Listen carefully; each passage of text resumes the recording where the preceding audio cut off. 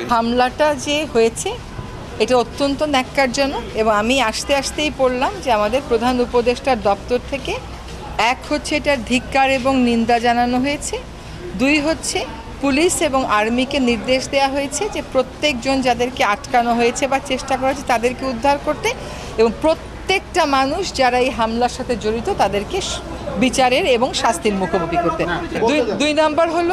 দুই নাম্বার হলো এনসিপি তো এর আগেও আরও কয়েকটা মিটিং করেছে, সেইখানে তো এই আক্রমণগুলো হয়নি।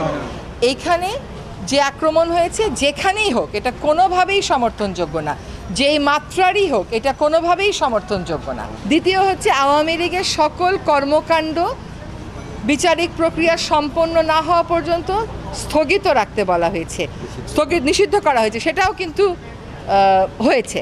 এখন হচ্ছে বিচারিক প্রক্রিয়ায় আওয়ামী লীগের কী বিচার হবে, আওয়ামী লীগের ব্যাপারে কী সিদ্ধান্ত হবে, সিদ্ধান্ত কী হবে এটা তো আমরা বলতে পারবো না, বিচার বিভাগ বলবে। আমরা আমাদের মতন করে বিচারের দাবিটা যেটা দেওয়ার যে আইনজীবীরা আছেন তারা সেই আইনজীবী দেবেন। পুরা রাষ্ট্রকে শেখ হাসিনার ফ্যাসিস্ট রেজিম একটা ধ্বংসস্তূপে পরিণত করে গেছে।